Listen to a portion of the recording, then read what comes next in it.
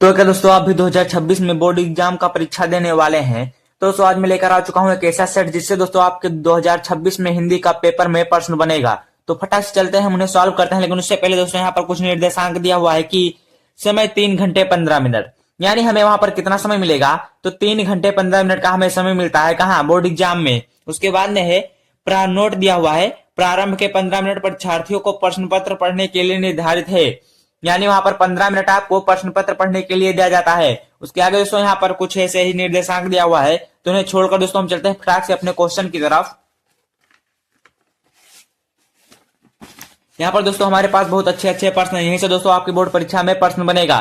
तो सबसे पहला ही प्रश्न दोस्तों हमसे पूछा गया है कि शुक्ल युग के निबंधकार हैं, कि शुक्ल युग के निबंधकार हैं। तो कमलेश्वर शुक्ल युग के निबंधकार नहीं है, ये भी नहीं होगा। वियोगी हरि, ये भी दोस्तों हमारे मोहन राकेश, ये तो बिल्कुल भी गलत है दोस्तों। इसका सही आंसर हो जाएगा दोस्तों हजारी प्रसाद द्विवेदी। ये दोस्तों हजारी प्रसाद द्विवेदी शुक्ल युग के निबंधकार हैं।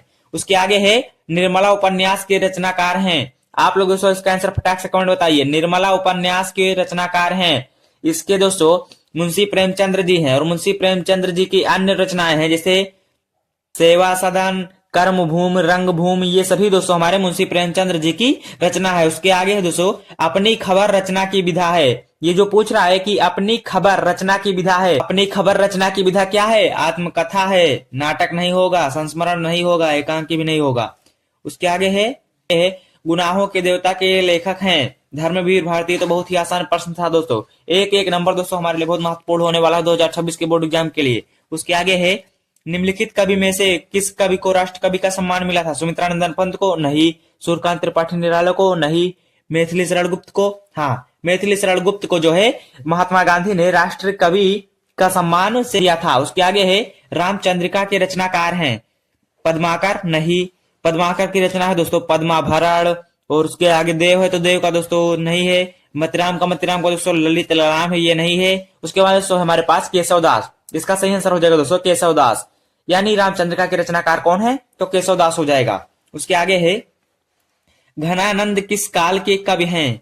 आधुनिक काल के? नहीं। रीत काल के? हाँ, ये रीत काल के कवि हैं। और रीत काल के किस धारा में? तो रीत काल के रीत धारा के कवि क्या हैं? घनानंद हैं। घनानंद किस काव्य के कवि हैं? तो रीत काल के रीत मुक्त काव्य धारा के कवि हैं। उसके आगे है छायावादी काव्य की प्रमुख विशेषता है प्रकृति का मानवीकरण। हाँ दोस्तों, छायावादी काव्य का प्रमुख छायावादी काव्य की प्रमुख विशेषता है प्राकृतिक का मानवीकरण, यही सही हो जाएगा। उसके आगे है तार सप्तक के साथ कवियों को किसने राहों का अन्वेषी कहा था? तो नागार्जुन सागर ने नहीं, भवानी प्रसाद मिश्र ने नहीं, अज्ञेय ने कहा था। अज्ञेय का दोस्तों पूरा नाम पूछ लेता है, तो इनका पूरा नाम हो जाता है दोस्तों सच्चिदानंद हीरानंद वात्सायन अज्ञेय, इनका पूरा नाम है, आप लोग याद कर लीजिएगा।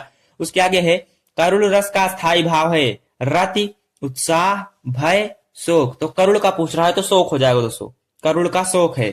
और यदि हमें पूछ लेता हास रस का स्थायी भाव, तो उसका हो जाता है दोस्तों हास। उसके आगे है भूरे बालों किसी कतरन, छिपा नहीं उसका छोटापन। उपयुक्त पंथ में कौन सा अलंकार है? तो उपमा अलंकार हो जाएगा। आप मैंने कैसे पहचाना? तो यहाँ पर दोस्तों सी आया है, जहां पर दोस्तों हमें सा सी सम सरिस दिखे वहां पर उपमा अलंकार हो जाता है। उसके आगे है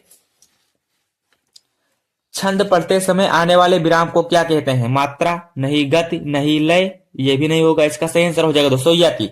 आप लोग जब दोस्तों छंद को पढ़ते हैं तो वहां पर एक विराम दिखाई देता है, उससे दोस्तों हम यति कहते हैं। उसके आगे है अभ्यास में किस उपसर्ग का प्रयोग किया गया है? आ का? नहीं।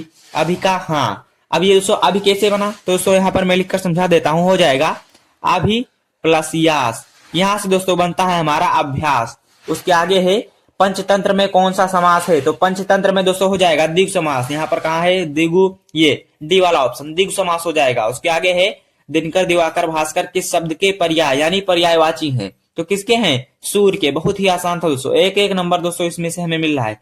उसके आगे है 17 नंबर का प्रश्न, युवाम शब्द में कौन सी विभक्ति योमवचन है? तो युवाम शब्द में दोस्तों तृतीय विभक्ति एक वचन है युवाम शब्द में। उसके आगे है मोहन द्वारा चित्र बनाया गया इस वाक्य में वाच्य है। तो दोस्तों यहाँ पर हमारा मोहन द्वारा चित्र बनाया गया, इसमें दोस्तों हमारा हो जाएगा कर्मवाच्य। मोहन द्वारा चित्र बनाया गया, इसमें दोस्तों हमारा वाच्य हो जाएगा कर्मवाच्य। उसके आगे है सूरज निकला और चारों ओर प्रकाश फैल गया, इस उपयुक्त वाक्य किस प्रकार का है? सरल? नहीं। संयुक्त? हाँ दोस्तों ये संयुक्त वाक्य है। ये कैसा वाक्य है? संयुक्त वाक्य। उसके आगे हमारा 20 नंबर प्रश्न है, एकदम लास्ट प्रश्न है, कौन सा शब्द सर्वनाम है? कौन सा शब्द सर्वनाम है? मोहन नहीं, बगीचा ये भी नहीं होगा, तुम ये दोस्तों हमारा हो जाएगा सर्वनाम। तुम सर्वनाम है, सच्चा कोई सर्वनाम नहीं है, तुम हमारा सर्वनाम हो जाएगा। इस प्रकार से दोस्तों हमारा 20 प्रश्न हल होता है। अब दोस्तों अगर आप लोग चाहते हैं कि इसका मैं ये जो वर्णनात्मक प्रश्न होता है ये सभी भी मैं करवाऊं, तो आप लोग दोस्तों फटाक से कमेंट करिए। दोस्तों यहाँ पर दोस्तों हमारे पास पूरा इसका जो है पूरा पेपर है, ये दोस्तों मैं हल करवा दूंगा, आप लोग फटाक से केवल कमेंट करिए। दोस्तों अब और दोस्तों आप लोग यहाँ पर 2-4 लोगों का दोस्तों जीवन परिचय याद कर लीजिएगा, जैसे जयशंकर प्रसाद का और डॉक्टर राजेंद्र प्रसाद का याद कर लीजिएगा। आपके बोर्ड परीक्षा में इन्हीं दोनों में से एक ना एक कोई मिल जाएगा, तो आप लोग इनमें से इन्हें याद कर लेना है। उसके बाद में नीचे आ जाना है, यहाँ पर दोस्तों आपको तुलसीदास का और महादेवी वर्मा का याद कर लेना है। इन दोनों में से आपको वहां पर कोई ना कोई मिल जाएगा। तो बस दोस्तों ये यहीं तक था। अगर आप लोग चाहते हैं कि मैं इसका पूरा वर्णनात्मक प्रश्न भी करवाऊं, तो आप लोग दोस्तों फटाक से कमेंट कर दीजिए और वीडियो को लाइक करना मत भूलिएगा दोस्तों, और चैनल को सब्सक्राइब कर दीजिए अगले वीडियो के लिए। फटाक से आप लोग दोस्तों सब्सक्राइब कर दीजिए। और दोस्तों वीडियो में मजा आया तो दोस्तों आप लोग कमेंट करिए। मैं दोस्तों अगला पार्ट भी इसका वर्णनात्मक वाला जल्द ही लाऊंगा। तो मिलते हैं किसी अगली वीडियो में किसी नए टॉपिक के साथ, तक के लिए जय हिंद।